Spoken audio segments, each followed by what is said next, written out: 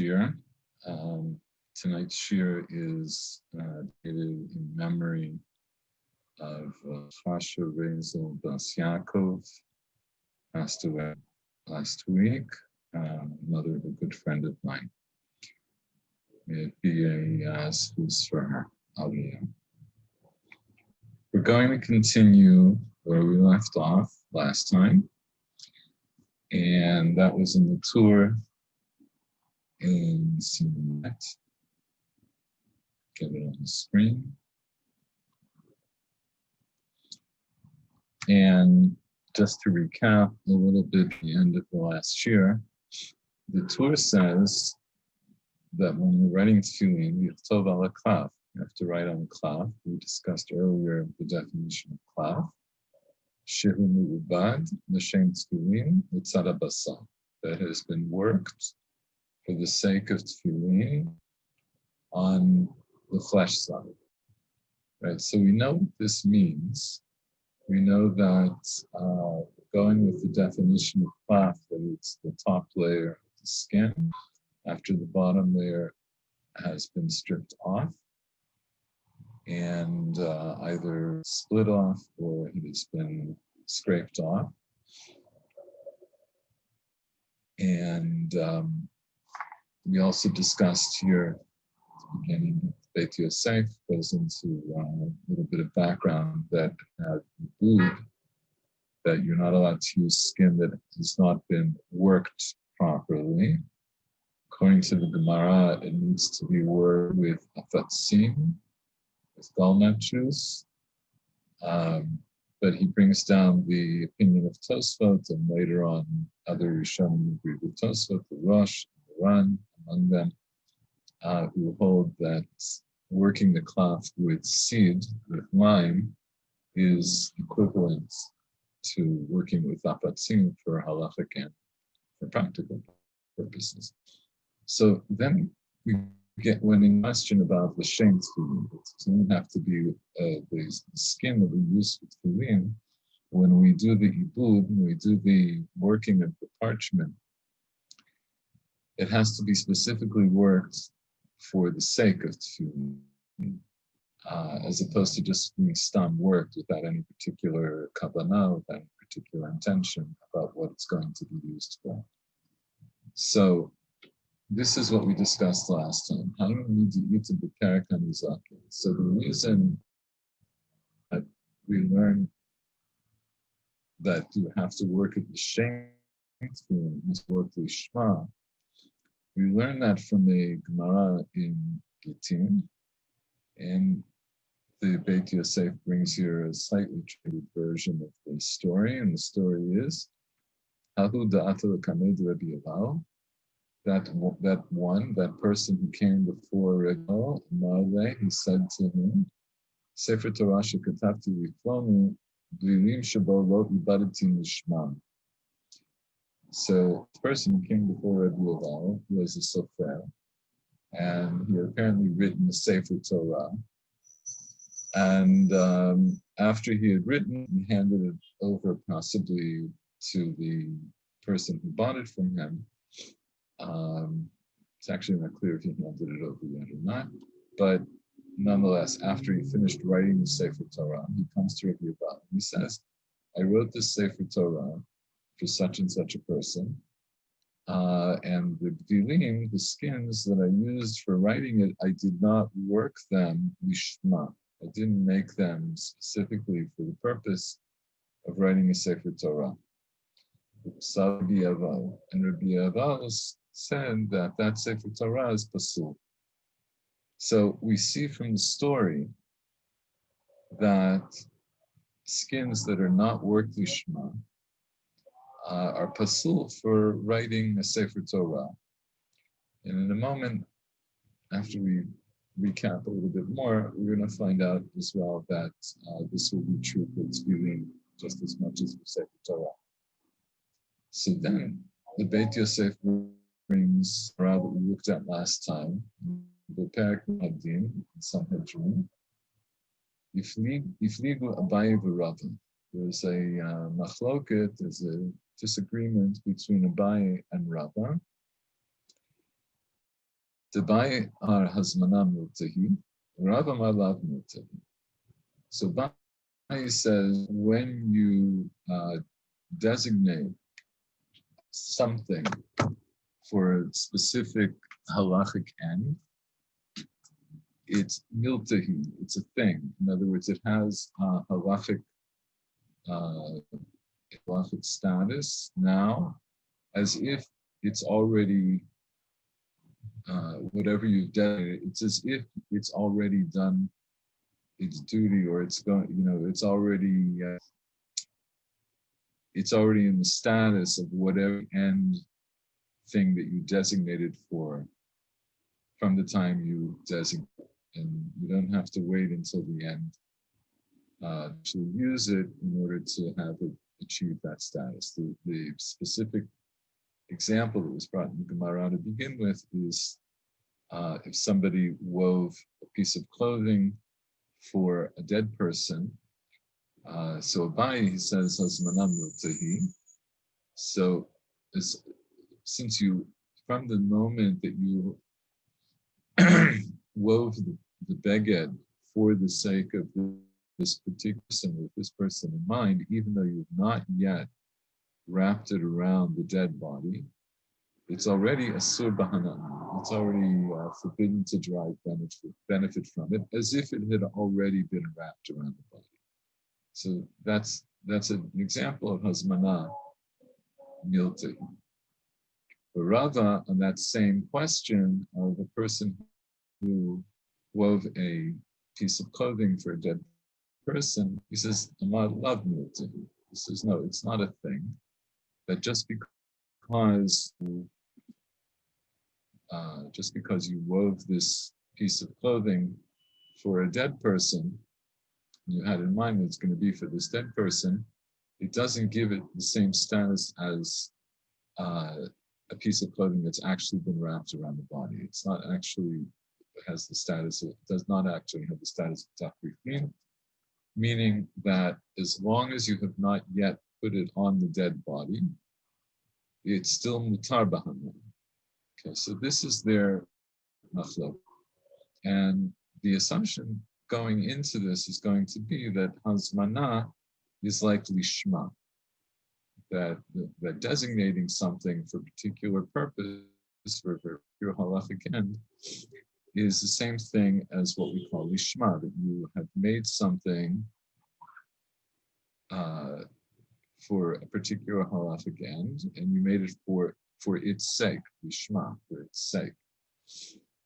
Yukimna l'husham, and Gemara concludes there, kitanai, that this machloket between Abai and Rava is like a machloket between Tanaim, the Tanya, that we learn in a Braita, Tipan shutala alein or shel behemat psulot, or behemat tahora ksherot. So here it's talking about, not about a beged for a dead person, but talking about the housings that we're going to make for parshiot of tefillin.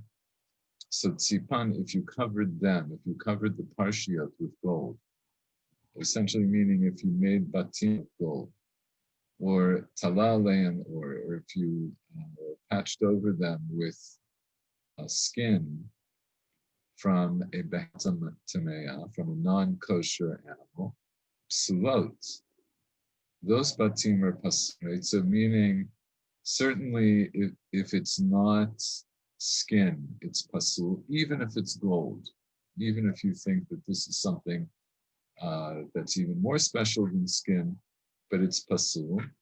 And even if it's skin, if it comes from a kosher animal, it's pasul. And those tefillin are not kosher. Or behemat tahora, but if you covered it with skin from an animal that's kosher, ksherot, then the tefillin are kosher. Af al pi shelo ibdan lishma, even though you didn't work them, even though you didn't work the skin or the skins that you used for the batim, though you didn't work them lishma. So you didn't make them specifically for that sake. But we have a case here, according to this Braita, according to the Tanna Kama of this Braita, that if you worked, you did Ibud, so that's the minimum, you have to have it moved back, but you didn't make it Lishma, you didn't make the skin for the sake of tefillin, the tefillin are nonetheless pasul. However, Rabbi Shimon ben Gamliel Omer, Shimon ben Gamliel says, Af or shabahimat tahora psulot ad shi'abdu lishma.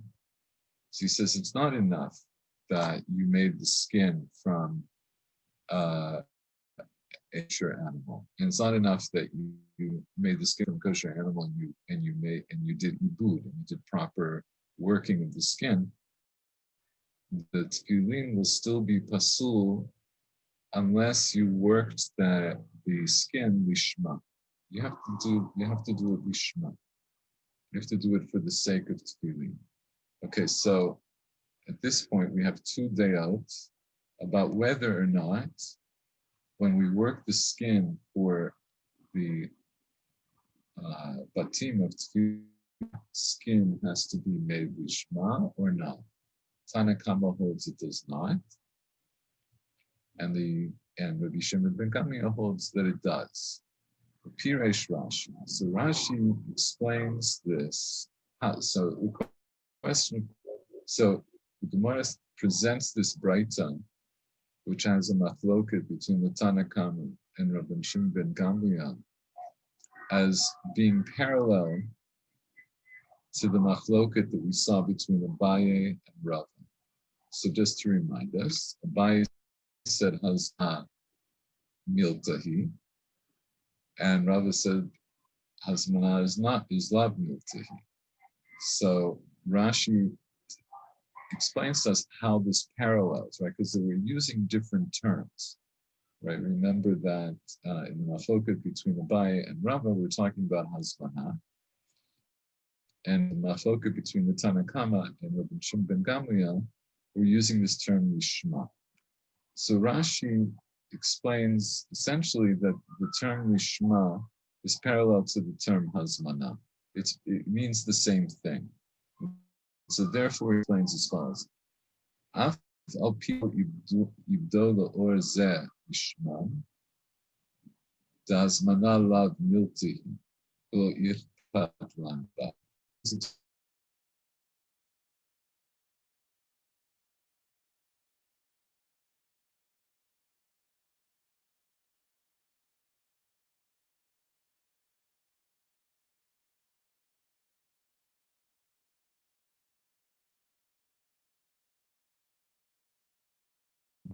And we don't care. We don't care that you didn't make it with Shema, you didn't make tefillin for their sake, because hazmana lav milti.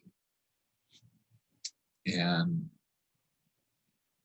this part, as far as it goes well with the conclusion of the Gemara in Sanhedrin, where the Braita is brought, and where the machloket between Abaye and Rava is, because the Gemara there concludes that halacha is in fact like Rava, that hazmana lav miltahi. We see that we can match him up with a source in Tanaim, and he holds like the Tanna Kama, that the Tanna Kama held that you don't need to be shema for tefillin. And that's like how Rava holds it, hazmana lav milti. So at this point, let's just stop and think about what this means. This is essentially what we got up to last time when we left off with going over. So what it implies at this moment is that the skin that we would use for tefillin does not made lishma. That would be the conclusion if we stopped here. Actually, you don't need to do Ibud Lishma. Just a second ago, we saw in the tour that he says that the cloth that you're going to write on has to be made and the shame to be. So, and not only that, we saw a moment ago that the Beit Yosef introduces the idea that the skins that you write on have to be Shema, because we see that's the conclusion of the first Gemara he brought with the Sefer Torah that Rabbi Yaval puzzled because skins were not made Shema. So how do we reconcile these two things? The Gemara in Gittin indicates that we do have to have Yibud Lishma, but the conclusion from the Gemara in Sanhedrin would be that you don't have to have skins about Lishma. So Katvu Tosfot answers this question by changing the pshat in the Gemara and Sanhedrin. Tosfot is the kashen or Rabbeinu Tam. So this explanation of Ra is difficult for Rabbeinu Tam. He sees this as being contradictory, where Rashi says that the Tanna Kama who holds that one does not need to work the skins lishma for tefillin. He says this is going to be difficult. The Kayamalan Bahazmana Halacha Karava. Because he says on the Rabbeinu Tam says on the one hand, behold the halacha that Hazmana is like Rava, meaning Hazmana lav miltahi, that if you designate something for a particular halachic purpose, it has no halachic effect. Will be ibud lishma kayamalan k'Rabbi Shimon ben Gamliel. He says, but on the other hand, when we talk about working the skin lishma, in fact, we hold not like the Tanna Kama, we hold like Rabbi Shimon ben Gamliel. How do we muchach the perkanizakim b'hahu da'at al kamei de Rabbi Yaval b'kule? As is proven from the sugya that we saw in Gittin about that sofer who came before Rabbi Yaval. Rabbi Yaval passed the Sefer Torah because the skins were not made with shmur. So Rabbeinu Tam lays out this kushya, as we did a moment ago, and he also introduced another possibility which he's going to reject. He says, you can't really say, but the Gan Gittin, that was talking about skins that I write a Sefer Torah on. And here, this Braita and Sanhedrin, that's talking about the skin that I'm going to make batim. So maybe when I make tefillin, I don't need to do the ibud lishma for tefillin, but that doesn't mean I don't have to do the ibud lishma for the skins that I write a Sefer Torah. He says, ein lechalek. You can't make that differentiation. Why? He says, because we know from elsewhere that we put a shin on the tefillin sholosh.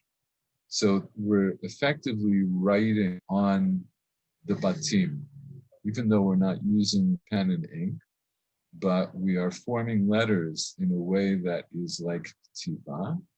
And eventually, later on in Siman Lamed Bet, we'll talk about that in greater detail, exactly how done. But his argument is you can't differentiate between the skin that we use to make batim tefillin, because we effectively write on it, and say that it's not like the skins that say for Torah on. We're also, because in fact we write on both of them. So Rabbeinu Tam answers this contradicting as follows. Rabbeinu Tam says, "The Rava Damar Hasmana Lav Milti Savak Rabbi Shimon ben Gamliel Ibud Lishma Mishum Delos Bahazmana." So he changed the pshat in the Gemara in Sanhedrin, and he says Rashi held that the Tanna Kama, who said Afal Pishlo Dan Lishman, he held that Hazmana Lav Miltihi, But Rabbeinu Tam says, no, actually it's Rabbi Shimon ben Gamliel who holds that Hazmanah lav miltehi. And why is he posel skins with ma if Hazmanah lav miltehi? He says, because Hazmanah is not the same as Lishma. To designate something for a particular purpose is not the same thing as making it for the sake of that purpose. See, he takes advantage, or I shouldn't say that, but he notes there is a difference in language between the idea of Hazmanah and Lishma. And so he says as follows, that actually Rava who holds Hazmanah lav miltehi, Hazmanah does not have a halachic effect. That's the way Rabbi Shimon ben Gamliel holds. And how so? Demar Hazmanah lav miltehi, right? The Rava Demar Hazmanah lav miltehi sabak Rabbi Shimon ben Gamliel. When Rava said Hazmanah is not a thing, he held like Rabbi Shimon ben Gamliel, Debai Ibud Lishma, who is the one who will have to do Ibud Lishma, Mishum de lo sagi b'Hazmanah. It's not sufficient to do Hazmanah.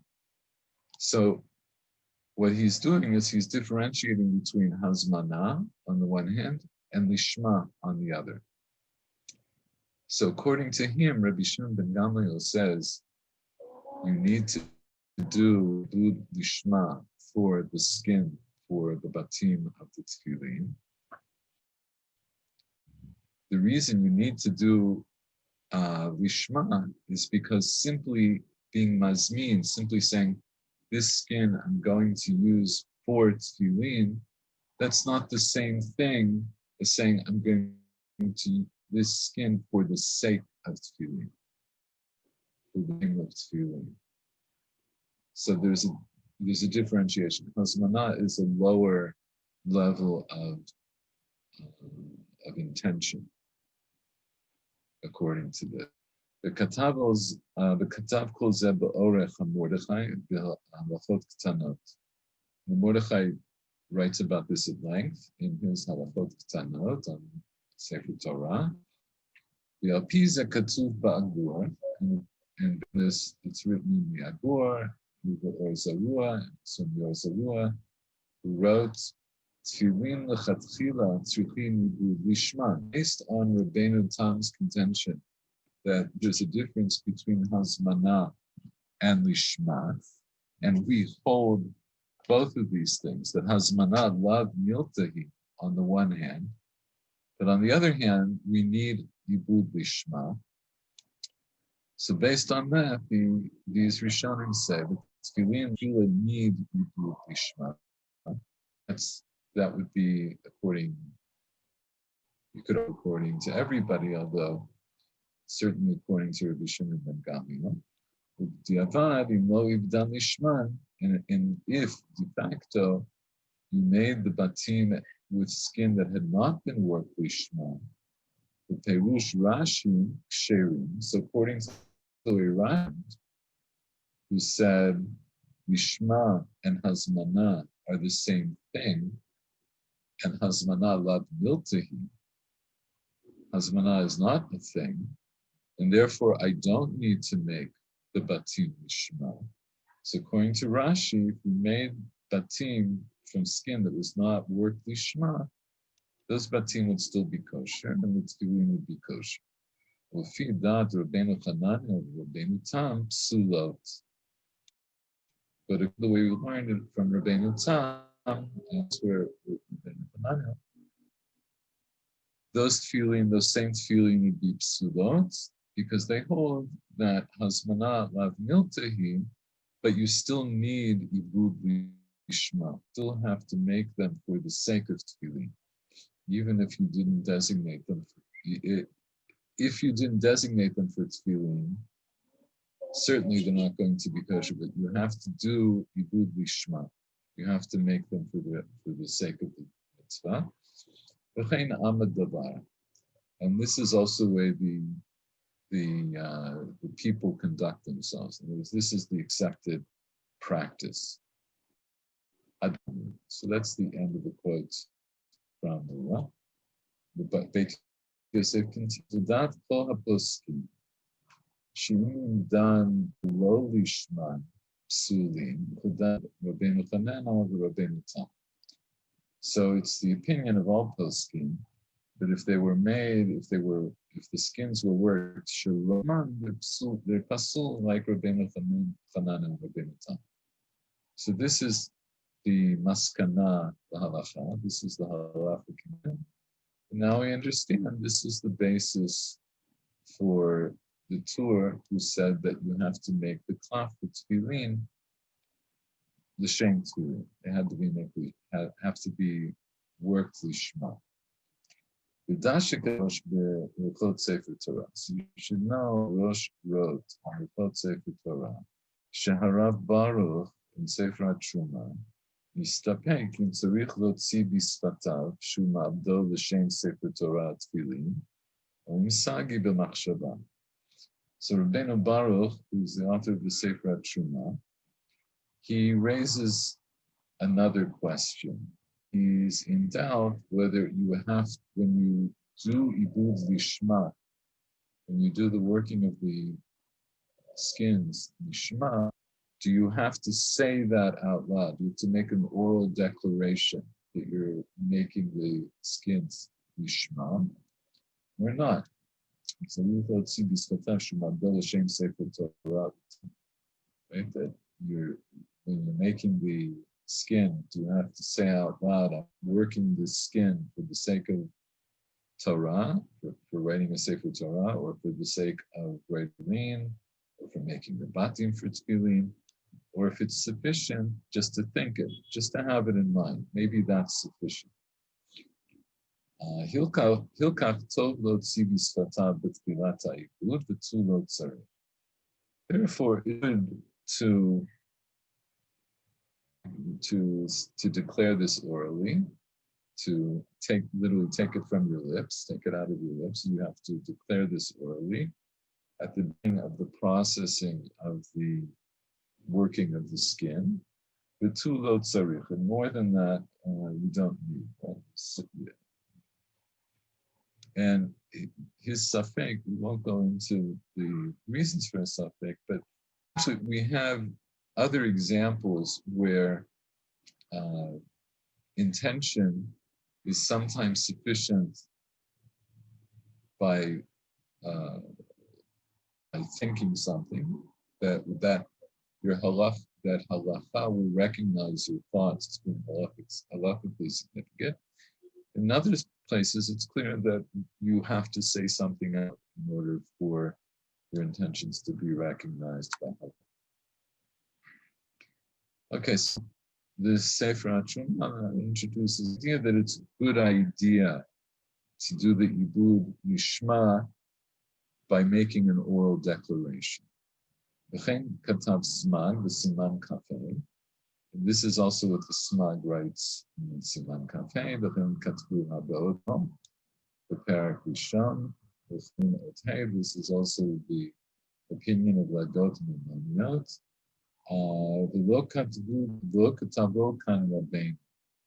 And Rabbeinu, in other words, the Tur, the author of the Sefer that we're learning, he didn't write this extra point here that you have to declare orally that you're going to do the Ibud Lishma. Why? Because he relied on what he wrote elsewhere when he wrote about the halachot of Sefer Torah. And just take a quick look at that, so you can see his language. So this is the tour in Yoredea, Siman Resh Aleph. And just read through a little bit to the beginning and we'll get to this. And most of it is stuff that now we've learned in Hilchot Tefillin. Ein katvin Sefer Torah, Tefillin, mezuzot, al-or behema b'chayat. Right. So first of all, you can't write stam on the skin from a domesticated animal or a wild animal that is unclean, it's not kosher, or dog, you're not allowed to use the skin of fish, even if it's a kosher fish, or behema v'chaya v'ofa tahorim. You can only write on the skin of an animal, either domesticated or wild or fowl, that are kosher.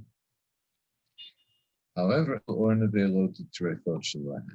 allowed on the skin, even on those that did not have a slaughter, either that they're nevelot, that means that they died naturally, or they had a non-kosher shkita, or they were treifot, meaning that one of 18 types of blemishes or something wrong with them that halacha dictates that they're treifot, and even though you would not be allowed to eat the meat of a nevela or a treifa, but for the purposes of the skin being used for stam, you're allowed even l'chatzkila to use such skin.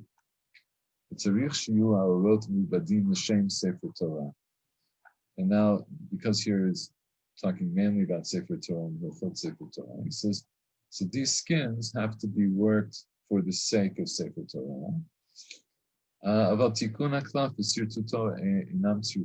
Right? So fixing the cloth, in other words, has already been worked, and it's gone through this processing of working it, what we call food. But then afterwards, anything you do to fix it to make it better, maybe you're going to sand it more, or otherwise maybe add chalk to it, or whatever it is that you might do to make it better, or the scoring of it, those things you don't have to do lishma.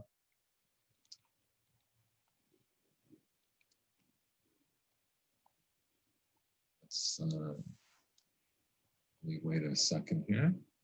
Hi, Linda. Hi. So listen, nobody came, but I just started here. I decided that's what I'm going to do and I also figured that you would come around now. So I'll tell you what we're up to. The first part of the shir was the answer to the question we left off with last time. So I'm not going to repeat it, but you'll get to go over it in the recording. We're now moving on to the next part in the Beit Yosef, where the Beit Yosef says that he adds in another wrinkle, which is that we conclude that you to work the skin for tefillin and for Sefer Torah and for mezuzah, they have to be made lishma. He raises a question that's brought up by the Sefer Truma that says he's not sure if you have to oral declaration that you're making it lishma, or if it's enough just to have it in your thoughts, that you have it in mind that when you're doing the ibud that you're doing it lishma. So the conclusion is that it's best to make an oral declaration. And even though the Torah didn't mention it specifically, in Beit Yosef says it's because he relies on what he says in Hilchot Sefer Torah, in Yored Deah, and that's what we're doing now.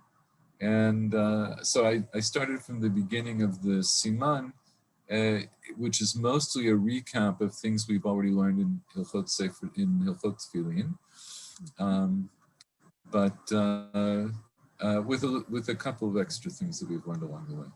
So the last thing, as you were coming in, is that we learned that even though you have to do the ibud, l'shem Sefer Torah, or tefillin, or mezuzah, but tikkun haklaf, v'sirtuto, enam tzrichim sheyeh lishma. So whatever you do to fix the klaf, to make it better after the ibud, after working of it, or the score of the lines, those do not have to be done lishma. And now we're up to the part that the Beit Yosef quoted. Rav Baruch nistapek im tzarich shiotzi bisfatav shemabdo lishma Rav Baruch, who is the author of the Sofrut Class, was in doubt about whether or not one has to declare orally that they're doing the Ibud Lishma, or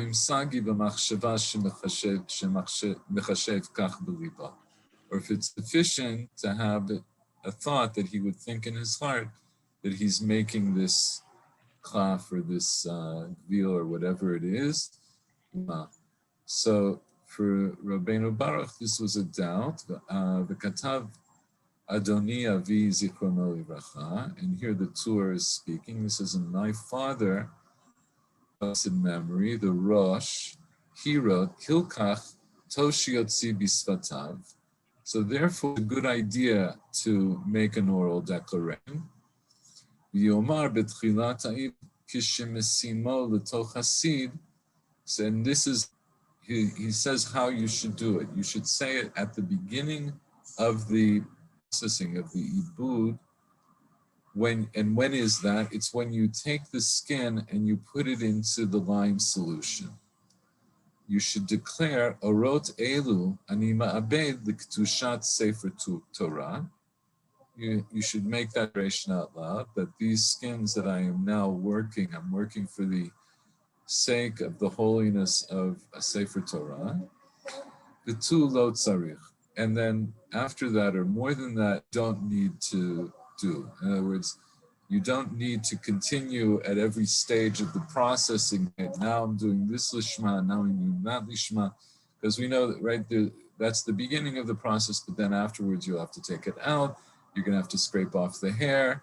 You're going to have to stretch it out, let it dry, and then you have to scrape it some more, and all of those other things. It's enough that you said it at the beginning when you stuck it in lime solution, but you should say out loud.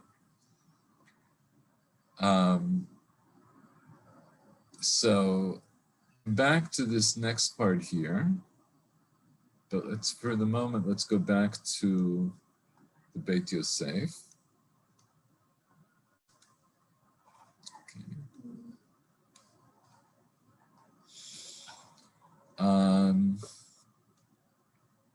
So now yet another question. V'imi beid l'shem mezuzah. Nired v'vadai lo mahani l'chtov bo tefillin. So now it brings up another question. What if you have skin that had been worked lishma, but the lishma was for mezuzah? In other words, when you were working that skin, you said, I am working this skin for the sake of the holiness of writing a mezuzah. And you didn't have it in mind for tefillin, you had it in mind for mezuzah. So he says, if you made the skin for the sake of mezuzah, it would seem certain that that doesn't help for writing tefillin. In other words, this is not going, that skin will not be kosher for writing tefillin on it. And he'll explain why, and he's going to explain it in a kind of two-part way. So this is Hilchot Tefillin, and we haven't yet learned about mezuzah. But what we learn in Hilchot Mezuzah, the Rambam holds that the skin that you use to write a mezuzah does not have, it needs ibud, has to be worked, but does not have to be mu'ubad lishma. When you write Sefer Torah or Tefillin, it does have to have Ibud Lishma, but the Rambam held that for mezuzah doesn't have to be Lishma. So he says as follows, V'lo mi bai, so we don't need this. In other words, I don't need to tell you that if you have skin that was made for mezuzah, I don't need to tell you that according to those who say that mezuzah einat tzricha ibud, that the skin for mezuzah does not have to, does not even need ibud. Right? Not only does it not need ibud, it doesn't actually have to have ibud. It doesn't have to have a complete processing with afatzim. So I don't have to tell you that that according to those people, obviously that skin, if it was not me'ubad, And certainly if it wasn't mubad l'shem mezuzah, but even that much, if it was mubad, obviously you can't write tefillin on it, because we established earlier that the skin that you write tefillin on, it has to have ibud, right? So according to the Rambam, where you don't need ibud at all for the skin for mezuzah, certainly according to him, you can use that skin for writing tefillin. So he says, that I don't need to tell you. That's the lo mibai. I don't need to tell you that, because that's obvious. Why? The Shema love klumhu. Because then, even if you were to make skin for a mezuzah lishma, it isn't, it is a lav klumhu. It isn't anything. In other words, you haven't added on anything or any level of kedusha to that skin by making it lishma, because it's completely unnecessary. It's superfluous. So it doesn't add anything to its status. So just to recap that, because it's a lot maybe to take in. According to the Rambam, you don't need to work the skin from mezuzah at all. It doesn't need ibud. Even if you were to do the ibud, and even if you were to make the ibud lishma, it doesn't add anything to its status, because if you're making it from mezuzah, it doesn't need lishma. And so certainly you can't use that skin for writing tefillin. So all that's obvious. Ella, however, afilu divrei haomrim mezuzah tzricha ibud, even according to those opinions that hold that mezuzah does need ibud, and that's also from the Sofrut Truma, that's footnote 14. Even according to the Sofrut Truma, it says that when you make the skin for mezuzah, it does have to have ibud. Lo mahani, it's still not going to be kosher to use for tefillin. Shum te kedushat tefillin chamura mi kedushat hamezuzah. The level of holiness for tefillin is more stringent than that for a mezuzah. Kedeita beperek parchment, as it is in Gemara Menachot, which we saw in an earlier shir. And so what it means is, since the level, so let's say we go like the Sofrut Truma, which in fact the halacha we do, and we hold that you do have ibud for mezuzah, and you actually have also ibud lishma. If you were ma'abed skin lishma for mezuzah, you still can't write tefillin on that, because the kedusha of that skin is not high enough to write tefillin on it. Aval yimibed l'shem sefer Torah, mahani lichtov bo tefillin. However, if you worked skin, and so you did ibud, and you said, I'm making this skin for the sake of the holiness of writing the sefer Torah, that skin you would be allowed to write tefillin on. The kedushat sefer Torah chamura mi kedushat tefillin. The level of kedusha of sefer Torah is greater than that of tefillin. Then you would be allowed to write something of a lesser kedusha, like tefillin, or for that matter, certainly you would be allowed to write mezuzah on it. Now, the Beit Yosef doesn't make this point, but I'm just going to point this out. You might ask a question based on the sugya that we learned about Hamoridin Osin. You might think that it's the opposite, that because the level of Kedusha of Sefer Torah is greater than Tefillin, if I write Tefillin on it, it's like I'm bringing down its level of Kedusha. And the Gemara said that you're not ein moridin mikdusha chamura mikdusha kala. You're not allowed to move the status of holiness from something more stringent to something less stringent. The Beit Yosef doesn't address this because it's not really a question, because as long as you've not written a Sefer Torah or even started to write a Sefer Torah on that parchment that you worked for the sake of writing a Sefer Torah, at that moment it doesn't yet have Kedushat Sefer Torah. But the intention behind it, doesn't mean that from now on you can only write a Sefer Torah on it. It means that you should use it for some holy purpose, and you can even use it for Sefer Torah. But you could also use it for tefillin, or you could also use it for mezuzah. So you're not bringing down its level. But I think we may have mentioned this in another shiur. Once you start writing on it for a Sefer Torah, you can no longer, let's say, cut off the rest of that sheet and use it for tefillin or mezuzah.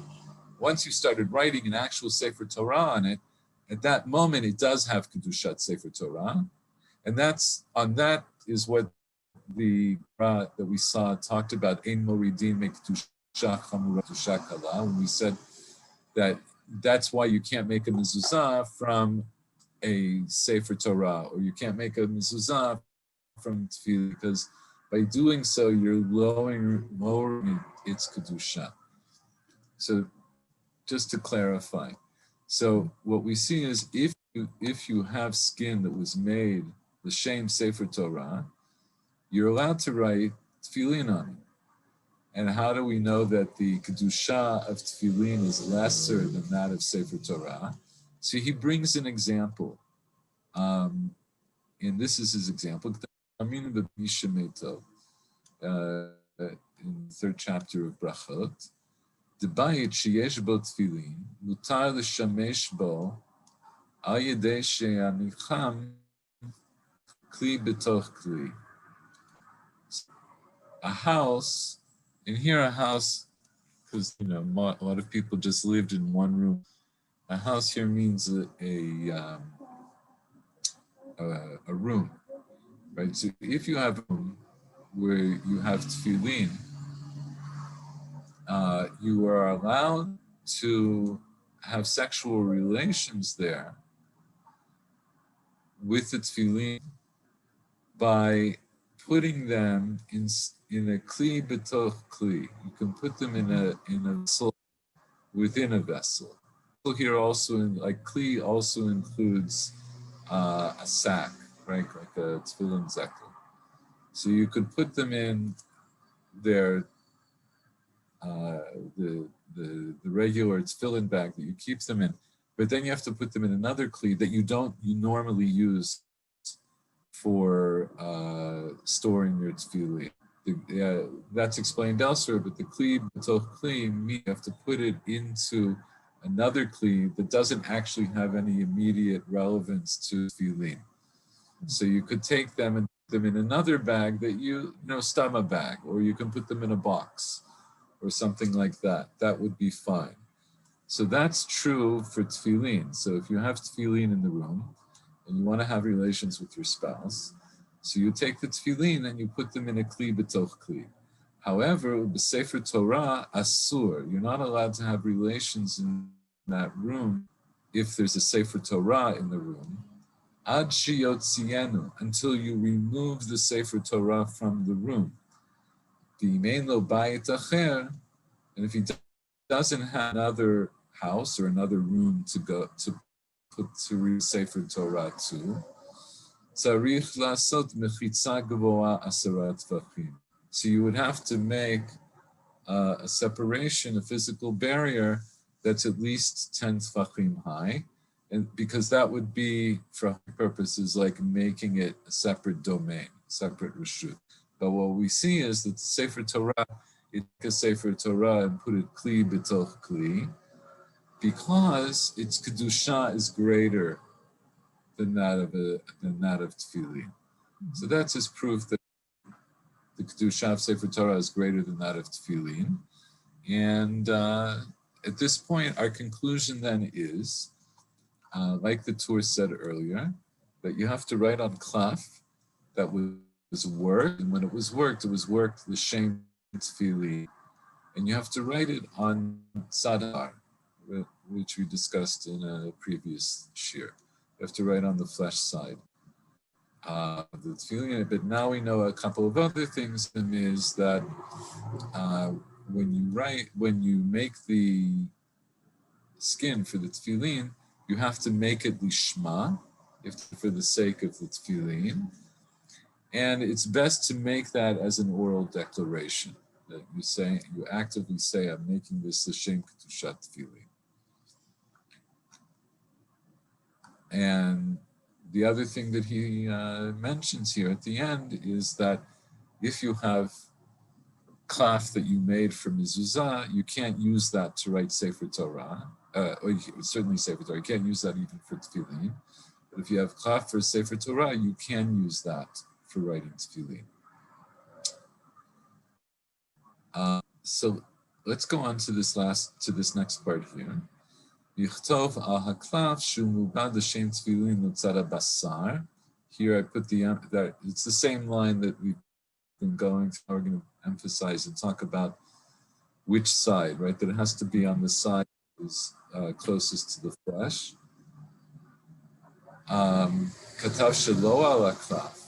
And if you wrote on something that was not klaf, as we defined earlier, o shelo hayam milubad lishmo, or even if you wrote on klaf, but it was not milubad lishma, o shekatav b'makom seyar, or if you wrote the hair side of klaf, even if it was milubad lishma, in all those cases it's pasul. So it's very specific. When you write tefillin, you have to write, you can only write on klaf. It has to be klaf that was mubad lishma, and you have to write on the flesh side, on the basar side. So here the Beit Yosef explains, Masha katav, shetzarich shichtov b'tzad basar. So this point, he says, V'im katav b'tzad seyar pasul. Kfar katavti de bebraita beperek hamotziyayna beperek hakomitz. I already learned this earlier. That there's a braita in Mara and Shabbat, and it's also braita in Gemara and Menachot, which is where we saw it. Chaf b'makom basar, duchsustus b'makom seyar. That when you write on chaf, you have to write on the side, and if you write on duchsustus, as for a mezuzah, you have to write on the side. Umashma hatam, and it's implicit there, dim shina pasul. That if you change that, it's pasul. If you change to write either of these things, right? If you change to write klaf on the hair side, or if you change it to write tufsustus on the basam side, that it would be pasul. Yerushalmi perek kamad de Megillah, and in the first chapter of Megillah in Yerushalmi, Tanya. It's there that says it a little more explicitly. Halacha l'Moshe miSinai, shiu kotvim ba'od v'chulei. That it's halacha l'Moshe miSinai that we write on skins from behemot tahorot and so forth. But tzarich sheitev al hagvil b'makom seyar, and that you have to write, when you write on gvil, you have to write on the hair side. V'al klaf bimkom nechushato. You have to write on its bottom side. You have to write on the bottom side of klaf. Klomar, b'tzad tachton shelo. That is to say, on its bottom side, dahainu b'makom basar. It means it's the flesh side. Or as we explained before, the side that was closest to the flesh, right? Because we've stripped away the sustus side. And what we're left with, so we're writing on the bottom side of the klaf that was closest to the flesh. And if you change it and you wrote on the hair side, it's pasul. And not like Tosfot wrote there in Gemara and Menachot, the Chad Shinuya, according to one answer, where they're discussing a related issue, and according to one way they learn the Gemara, they hold De'im Shina v'katav biklaf v'makom seyar v'duchsustus v'makom basar kasher. According to one way of the learning, the Gemara there, they come to this conclusion that if you did and you wrote on klaf, on the hair side, or if you wrote on duchsustus, on the flesh side, it would be kosher. So he said, not like that, not like Tosfa. Shekal poskim chokim alehem viskim ulivsol, because all the other poskim, all the other rishonim agree with that, and they all agree that to change it is to change it makes it pasul. So I think this is a good place to stop. That you're here, do you have any questions that I can address? No, I mean it's just really challenging, isn't it? Especially when you're still confused about which is the gvil and which is the klaf and which is the duchsustos and so on. But I guess the main point is really the ascending and descending orders of kedusha in terms of the Ibud. So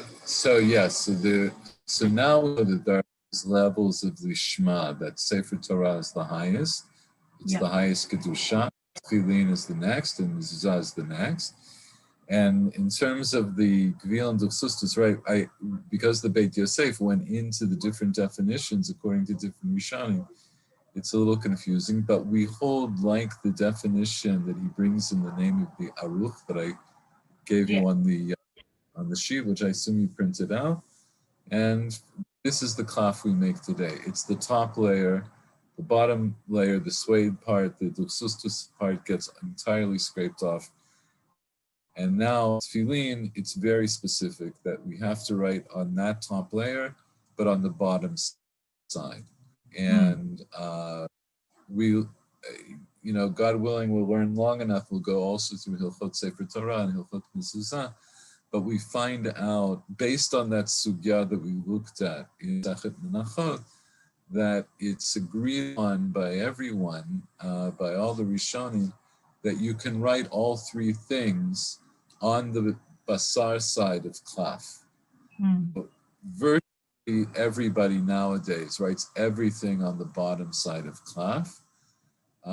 There are still a minority of Sofrim who write, at least sometimes they'll write Megillah, possibly Sefer Torah. I haven't seen a new Sefer Torah on Gvil, but I have seen Megillah written on Gvil. And a Megillah has the same din as a Sefer Torah. And as we pointed out, nobody makes duchsustus, so it's part of the discussion. And not to make it more confusing, but the Rambam holds also that you can write mezuzot on, and I did see somebody write a mezuzah on Gvil. Ashkenazi, Sfardim would do. So that's it.